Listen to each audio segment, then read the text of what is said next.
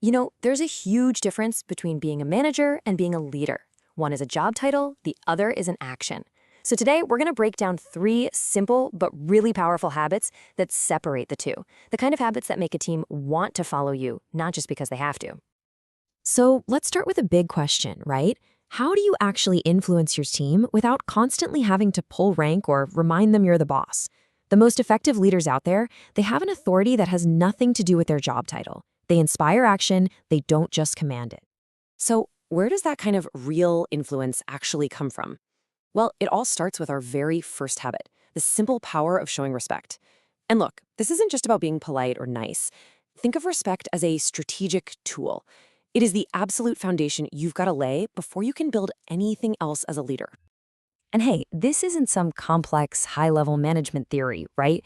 It's a simple, universal truth we all know. Respect is a two-way street. But here's the thing for leaders. You have to be the one to pave that street first.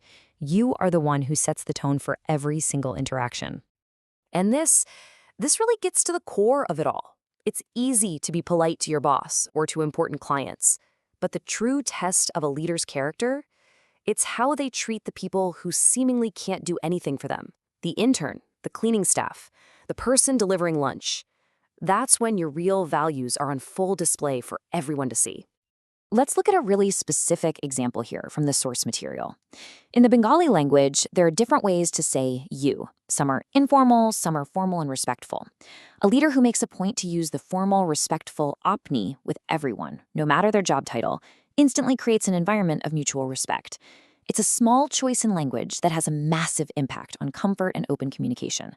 It builds influence with every single word. All right, let's build on that and move to our second habit. And this one takes some real guts, admitting when you are wrong. So many of us are taught to see this as a sign of weakness.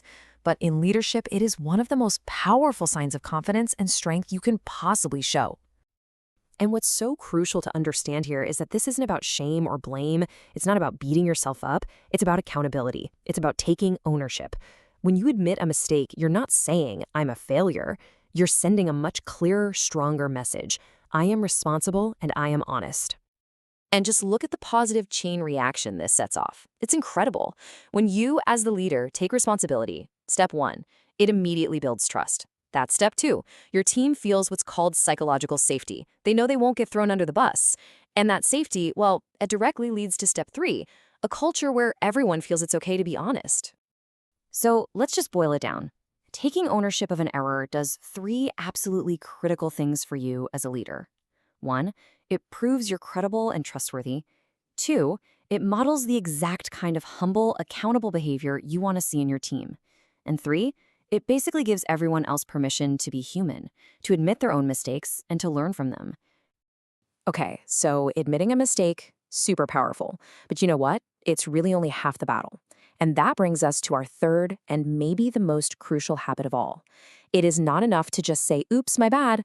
The real art is what you do next. You have to adapt.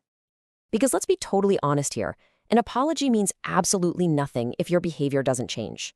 If you keep making the same mistake over and over again, you completely destroy your credibility. Your words become meaningless, and your effectiveness as a leader just plummets, period. But the best leaders, they have a completely different mindset.